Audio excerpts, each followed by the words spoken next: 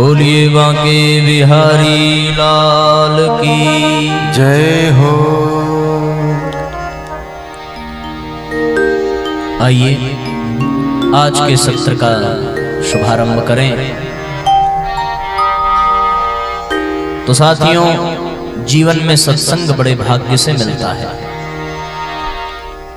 सत्संग से ही व्यक्ति को ज्ञान होता है, सत्संग से ही जीवन का उत्थान होता है।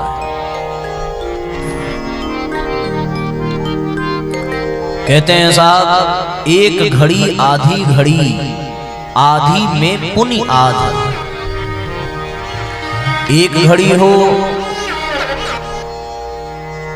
तो बहुत अच्छा है, आधी घड़ी हो तो भी अच्छा है, आधी में पुनि आध, उसका भी आधा हो जाए तो भी अच्छा है। एक घड़ी को कहते हैं 24 मिनट, 24 का आधा 12 मिनट, उसका भी आधा हो जाए, मात्र 6 मिनट का भी यदि सत्संग मिल जाए तो गोस्वामी तुलसीदास जी कहते हैं कि तुलसी संगत साधु की कटे कोटि अपराध। आधी के भी आधी घड़ी का यदि सत्संग मिले तो वो कोटि कोटि अपराधों को समाप्त कर देता है। करोड़ों जन्मों के अपराध समाप्त हो जाते हैं। किसी ने गोस्वामी तुलसीदास जी से पूछा कि आपने इतनी बड़ी बात कह दी कि थोड़े ही देर के सत्संग से अनेक जन्मों के पाप कैसे मिट सकते हैं? उन्होंने बड़ा सुंदर उत्तर दिया कि कोई ऐसा कमरा जो कई वर्षों से बंद पड़ा हो, जिसमें सूर्य का प्रकाश न जा रहा हो, बिल्कुल अंधेरा हो,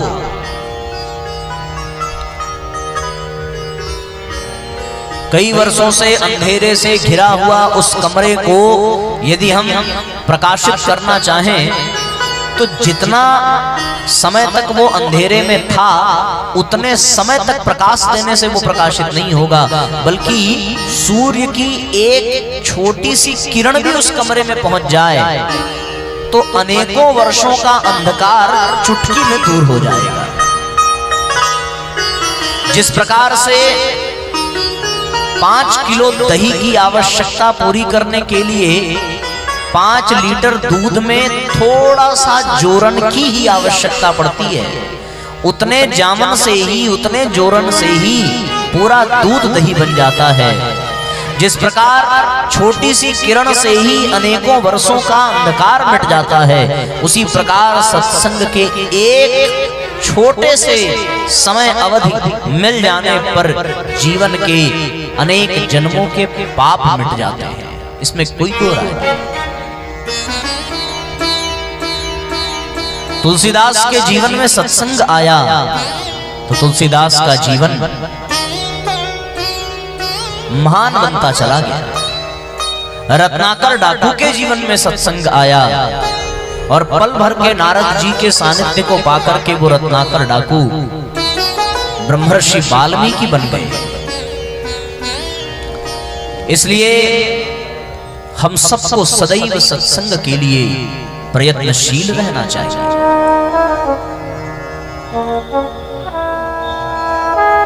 जीवन में व्यक्ति को सब कुछ मिल जाता है, तात मिले, सुत भ्रात मिले, मात मिले, जुबती सुखदाई। जीवन में माँ बाप मिल जाएं, जीवन में भाई मिल जाए, पुत्र मिल जाए, सुंदर युवती मिल जाए, मात मिले, पुनि तात मिले, सुत भ्रात मिले, जुबती सुखदाई। राज मिले, गजबाज मिले, सब साज मिले, मन वांछित पाई। लोक मिले, विधि लोक मिले, सुर लोक मिले, बैकुंठ ही जाई। सब मिल जाएगा, सुंदर और मिले सब ही, एक संत समागम दुर्लभ भाई। सब मिल जाता, बैकुंठ भी कभी कभी मिल जाता है, पर दुर्लभ है सत्संग को प्राप्त करना, संतों के सानिध्य को प्राप्त करना।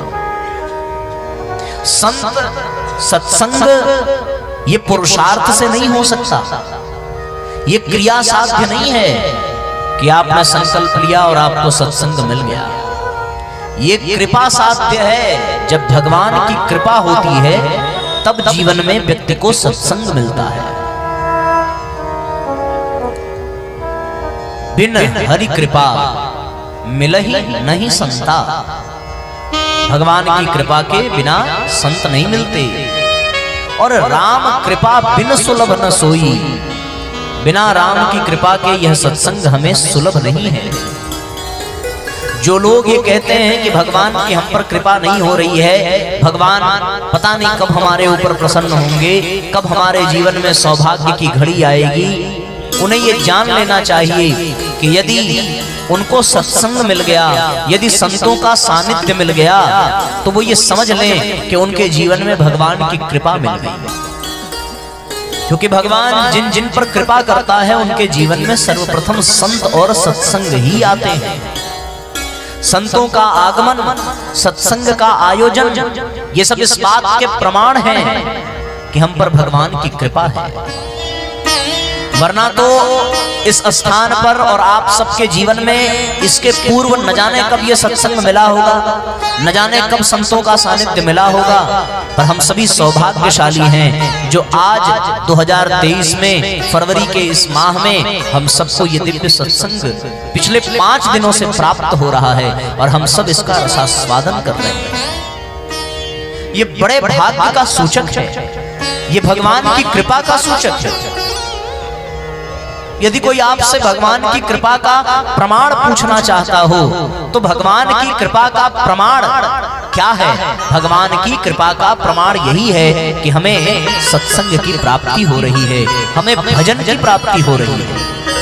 दुनिया में लाखों करोड़ों लोग हैं और वो सब नाना प्रकार के जाल जंजाल में फंसे हुए हैं, सब नाना प्रकार की जिम्मेदारियों में, उत्तरदायित्वों में उलझे हुए हैं। उनके पास इतना समय नहीं है कि वो अपने जीवन के कुछ समय को, कुछ संसाधन को भगवान के भजन कीर्तन में, सत्संग में, आत्म कल्याण में लगा सकें। पर उन सभी में से हम सबका भी एक जीवन है और वो जीवन ये है कि हमें भी आज भगवान की कृपा के स्वरूप ये सत्संग प्राप्त हो रहा है। ऐसा सत्संग जब जीवन में मिल जाता है साथियों, तो फिर जीवन धन्य बन जाता है। बार बार बरमागऊ हर्षि देहु श्रीरंग पद सरोज अनपायनी भगति सदा सत्संग। भगवान से एक ही प्रार्थना कि हमें भक्ति के रूप में सदा सत्संग मिलता रहे। इसलिए भैया जीवन में कुछ मिले या न मिले, इतना जान लेना कि अति हरि कृपा जाह पर होई। साधारण कृपा नहीं, अति हरि कृपा, अति हरि कृपा जाहि पर होई। पाऊ देई एहि मार्ग सोई। उसी को ये मार्ग मिलता है, उसी को ये सत्संग मिलता है, वही अपने जीवन में सत्संग का दिव्य लाभ ले पाता है। अर्जुन इसलिए महाभारत नहीं जीत पाया कि वो बहुत बड़ा धनुर्धर था, बल्कि इसलिए जीत पाया क्योंकि उसे कृष्ण का सत्संग मिल गया।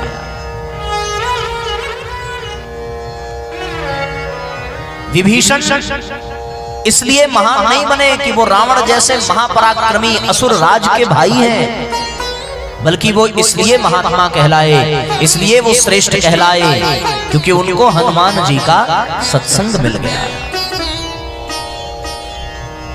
सुग्रीव के जीवन में न उनकी संपत्ति थी, न उनकी पत्नी थी, न उनकी संपदा थी, न उनका राज्य था। उनके भाई महाराज बाल ने सब कुछ छीन लिया था, यहाँ तक कि उनकी पत्नी को भी छीन लिया था। सुग्रीव की संपत्ति, साम्राज्य सब कुछ लुट गया था।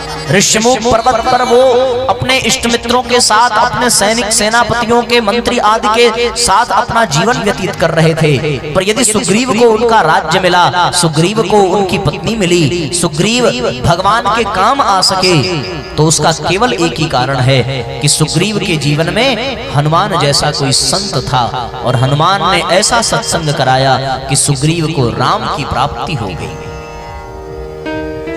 स्वयं जब भगवान श्री राम वापस अपने धाम को जा रहे थे तो सब अयोध्या वासियों ने कहा कि प्रभु आप नहीं रहेंगे तो हम भी यहाँ नहीं रहेंगे, हमें भी आपके साथ जाना है।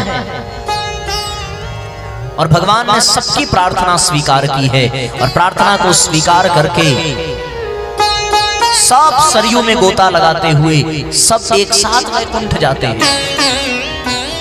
भगवान ने जैसे हनुमान की ओर दृष्टि की है कि हनुमान कुछ कहते प्रभु, उसके पहले हनुमान जी ने हाथ जोड़ लिया कि भगवान मेरा एक प्रश्न है कि जहां ये लोग जा रहे हैं वैकुंठ में, क्या वहां आपकी कथा मिलेगी? जैसे ही ये प्रश्न पूछा भगवान ने कहा कि हमारी कथा वहां हम स्वयं होंगे तो हमारी कथा की क्या आवश्यकता। हनुमान जी ने कहा कि प्रभु हमें इतना आशीर्वाद दीजिए कि इस धरती पर जब तक आपकी कथा हो तब तक मैं इसी धरती पर विराजमान होकर के यत्र तत्र सर्वत्र आपकी कथा का रसास्वादन करूं, मुझे और कुछ नहीं चाहिए। मैं एक बार आपके बिना रह सकता हूं, लेकिन आपके गुणगान किए बिना, आपकी कथा सुने बिना, आपका यशगान किए बिना मैं एक पल नहीं रह सकता। राम ही सुमिरिय गाई राम ही, संतत सुनिय राम गुण ग्राम ही। राम को ही गाइए, राम को ही सुनिए, राम को ही भजिए, यही सत्संग है। जीवन में जब तक सत्संग नहीं मिलता तब तक जीवन भ्रमित रहता है, जीवन भटकावों में रहता है, जीवन संशय में रहता है, जीवन का लक्ष्य निर्धारित नहीं हो पाता। इसलिए भैया जीवन में सत्संग बहुत आवश्यक है। पर आज विज्ञान इतनी प्रगति कर चुका है, हम सब अपने घरों में बैठे बैठे YouTube के माध्यम से सत्संग प्राप्त कर सकते हैं, इसमें कोई दो राय नहीं है।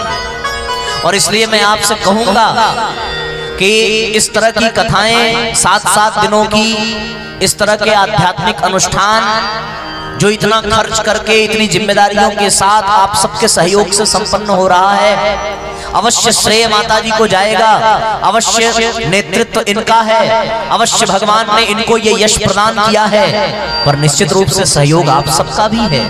यदि आप सबका सहयोग न होता तो ये कहां संभव हो पाता। तो ये सबके सहयोग से, सबके पुरुषार्थ से, भगवान की कृपा से ये संयोग बना और आपके यहाँ 25 से लेकर के 3 तक 7 दिनों का ये दिव्य सत्संग का आयोजन हो रहा है। ये लाभ तो मिला, पर ये लाभ हर दिन नहीं मिल पाएगा। आप इस 7 दिन का अनुष्ठान पूर्ण करके जो बाहर से आए होंगे वो वापस लौट जाएंगे, हम लोग भी अपनी अलग दुनिया में चले जाएंगे, कहीं और की यात्रा पर निकल जाएंगे। जो आपके नात रिश्तेदार होंगे वो वापस लौट जाएंगे, आप भी अपने दैनिक दिनचर्या में, अपनी जीवनचर्या में तल्लीन हो जाएंगे। तो फिर सत्संग छूट न जाए, इसका ध्यान रखना पड़ेगा। फिर महाराज वो सत्संग कैसे मिले, तो उसके लिए आपसे मैं कहूंगा कि आप जो है YouTube चैनल से जरूर जुड़िएगा और जुड़ करके हमारी जहां जहां कहीं भी कथा हम कहने जाएंगे वो सब आपको YouTube पर मिलेगा और आप वहीं घर बैठ करके ही सत्संग का लाभ ले पाएंगे। अभी यहाँ की भी कथा की पूरी रिकॉर्डिंग हो रही है, यहाँ की भी कथा पूरी आपको मोबाइल पर YouTube पर सुनने को मिलेगी। आप उसमें अनिलेश तिवारी लिख करके सर्च करिएगा और अवश्य उससे जुड़ें ताकि जीवन में आपका सत्संग बना रहे। कुछ लोग ऐसे भी होंगे जिनके पास मोबाइल नहीं होगा, जिनको ये समस्या होगी, उनके लिए एक और बात मैं कह दूं कि जब जब सत्संग न मिले तो अपने आप को स्वाध्याय में लगाना चाहिए। स्वाध्याय का तात्पर्य है श्रेष्ठ साहित्य का अध्ययन करना। जो लोग अपने जीवन में श्रेष्ठ साहित्य को पढ़ते हैं उनका जीवन धन्य बन जाता है। जितने भी स्वतंत्रता सेनानी हैं, जितने भी महापुरुष हैं, आप उनके जीवन में झांक करके देखिए, उनके जीवन में कोई ना कोई ग्रंथ अवश्य होता है। सुभाष चंद्र बोस को ले लें, भगत सिंह को ले लें, सुखदेव को ले लें, चंद्रशेखर आजाद को ले लें, स्वामी विवेकानंद को ले लें, अरविंद घोष को ले लें। जिस किसी के भी जीवन में झांका जाए उन सबके जीवन में एक विशेष ग्रंथ अवश्य दिखाई पड़ता है और वो है साथियों श्रीमद् भगवत गीता। भगत सिंह जब फांसी पर उनको चढ़ने का समय आया और जेलर उस रास्ते से गुजरा तो उसने भगत सिंह को पढ़ते हुए देखा। भगत सिंह से पूछा कि तुम्हारी थोड़ी देर में तुमको फांसी लगने वाली है, तुम किस क्या पढ़ रहे हो?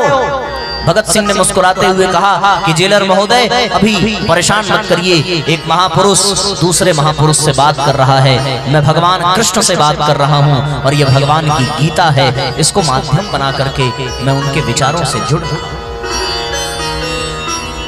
जितने भी स्वतंत्रता सेनानी हैं सबने गीता ही देखी, हर स्वतंत्रता सेनानियों के जीवन में, और अंग्रेजों ने गीता पर बैन लगा दिया। बोले ये कौन सी पुस्तक है, जरूर इसमें बम बनाने की विधि दी हुई है और इसी किताब को पढ़ करके ये लोग बम बनाते हैं। उनको संस्कृत तो आती नहीं थी, उन्होंने गीता पे बैन लगा दिया।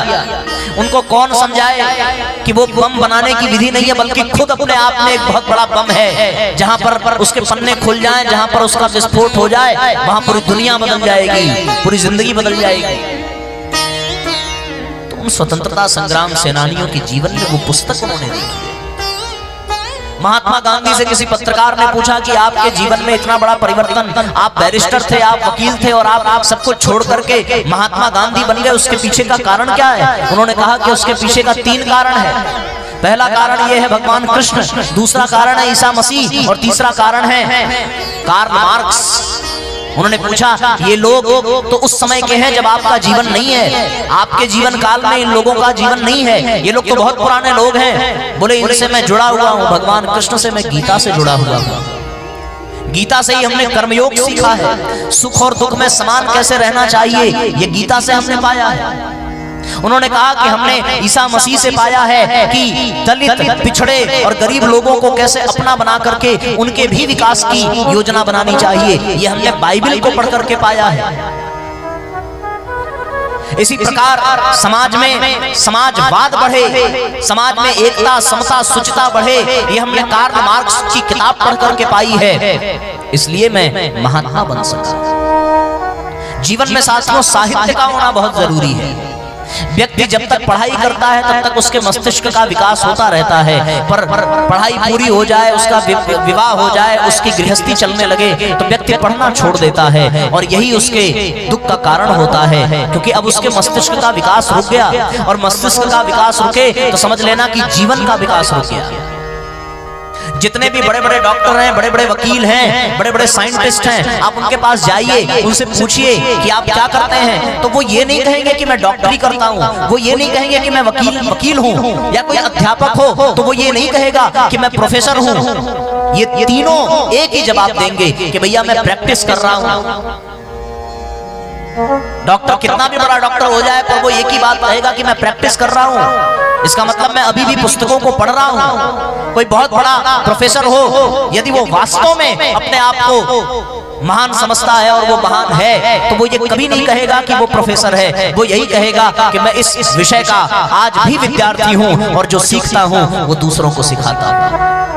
वकील यही कहेगा कि मैं प्रैक्टिस कर रहा हूं, जज यही कहेगा क्योंकि वो नित्य निरंतर लगे हुए हैं। और मैं सत्य कहता हूं, हम लोग भी जो कुछ भी आपको सुना रहे हैं वो केवल इस नाते क्योंकि हम लोग भी पढ़ रहे हैं, हम लोग भी सुन रहे हैं, हम लोग भी स्वाध्याय कर रहे हैं, तभी तो पढ़ पा रहे हैं, तभी तो सुना पा रहे हैं। वरना 3-3 घंटे बोलने के लिए साहब एक विषय को चुनना पड़ता है और एक विषय पर बोलने के लिए कई पुस्तकें पढ़नी पड़ती हैं, उसका सार निकालना पड़ता है, उसको अनुभव करना पड़ता है, उसको जीवन में उतारना पड़ता है और उसके बाद जीवन की प्रयोगशाला में सिद्ध करके तब आपको बताने का मन करता है ताकि आपको वो बात अच्छे से समझ में आ जाए। ये इतना आसान नहीं होता। हमारे जो आचार्य उपाचार्य दिन प्रतिदिन पूजा करा रहे हैं, कर्मकांड करा रहे हैं, वो जीवन भर एक ही श्लोक को लेकर के नहीं चलते, वो नए नए श्लोकों की शोध करते हैं, उनका अर्थ समझते हैं, उनका अभ्यास करते हैं। आज भी जो वेद पाठी विद्यार्थी हैं, वेद पाठी ब्राह्मण हैं, वो वेदों की ऋचाओं को नित्य प्रति अभ्यास में लाते हैं, उसका सवेरे उठ करके ब्रह्म मुहूर्त में उसका अध्याय का पाठ करते हैं, उसका पारायण करते हैं, तब जाकर के वो पारंगत हो पाते हैं और तब जाकर के कहीं समाज में जनता जनार्दन के सामने अपनी प्रतिभा का प्रमाण दे पाते हैं। क्यों? क्योंकि उनका अध्ययन नहीं छूटा है और जिस दिन अध्ययन छूट गया उस दिन उनका विकास रुक जाएगा, उस दिन उनको कोई पूछने वाला नहीं होगा। इसलिए जीवन में अध्ययन होना चाहिए। मैं आपको विश्वास दिलाता हूं, आपको यकीन नहीं होगा। हमारे बनारस में लक्ष्मी मंदिर के पीछे एक अनुपम नगर नाम की कॉलोनी है, वहां पे एक माता जी रहती हैं।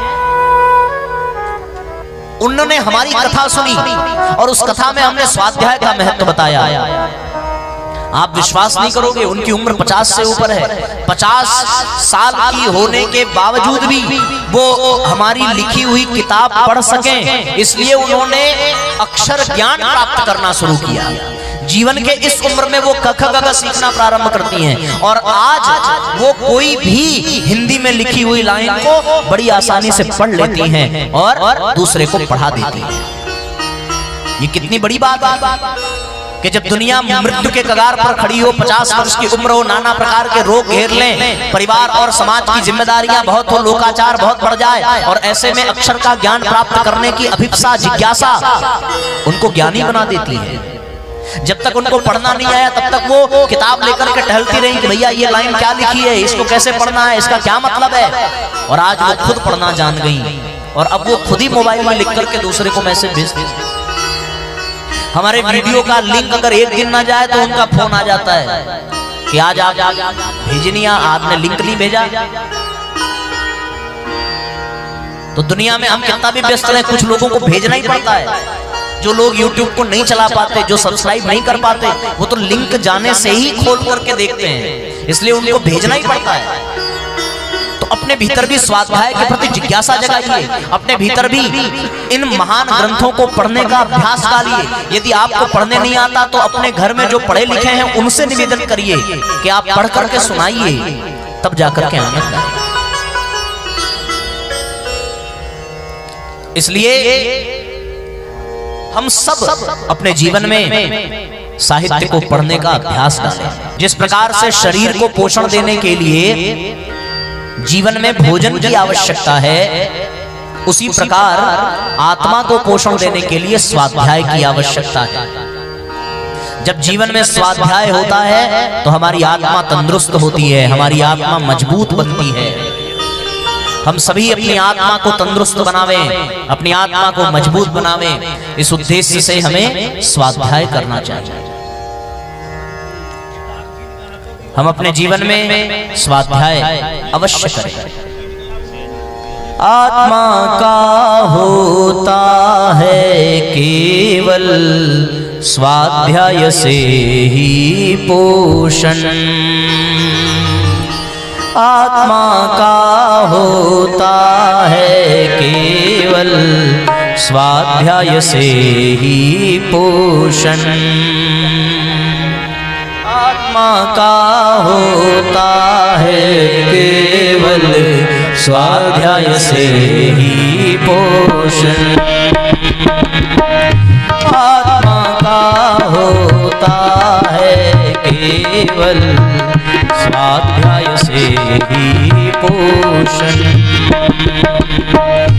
आत्मा का होता है केवल स्वाध्याय से ही पोषण।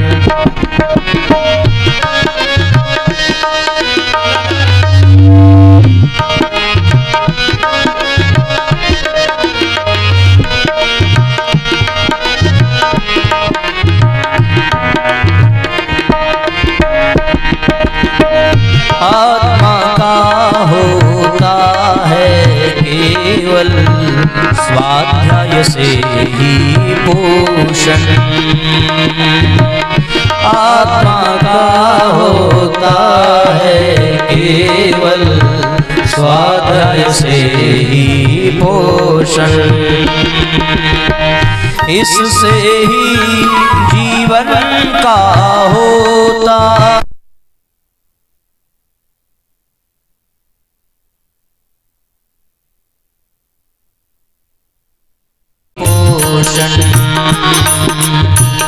आत्मा का होता है केवल स्वाध्याय से ही पोषण,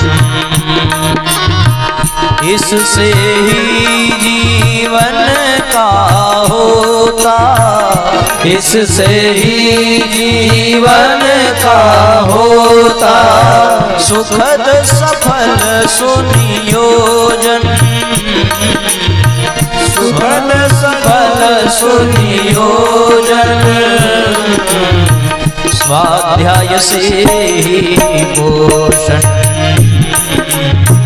स्वाध्याय से ही पोषण। पहले चयन करें पुस्तक का, तब स्वाध्याय करें हम। पहले चयन करें पुस्तक का, तब स्वाध्याय करें हम। फिर साधना व संयम सेवा, फिर साधना व संयम सेवा का भी अपनाए क्रम, का भी अपनाए क्रम। सूत्र मिलेंगे स्वाध्याय से जो, सूत्र मिलेंगे स्वाध्याय से जो, उन्हें स्वयं स्वीकारे, जीवन धन्य बनाए हम सब, जीवन धन्य बनाए, जीवन धन्य बनाए हम सब, जीवन धन्य बनाए। एक एक पंक्तियों को बहुत ध्यान से सुनिए, बहुत ध्यान से समझिए।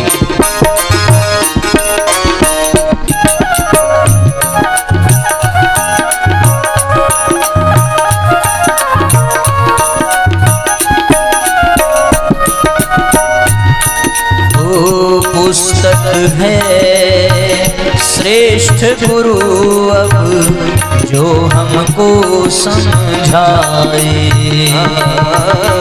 पुस्तक है श्रेष्ठ गुरु अब जो हमको समझाए। बिना डांट फटकार के प्यारे सच्ची राह दिखाए, बिना डांट फटकार के प्यारे सच्ची राह दिखाए। श्रेष्ठ पुस्तकों को ही देवों, श्रेष्ठ पुस्तकों को ही देवों की प्रतिमा माने, जीवन धन्य बनाए हम सब, जीवन धन्य बनाए सब, जीवन धन्य बनाए हम सब, जीवन धन्य बनाए।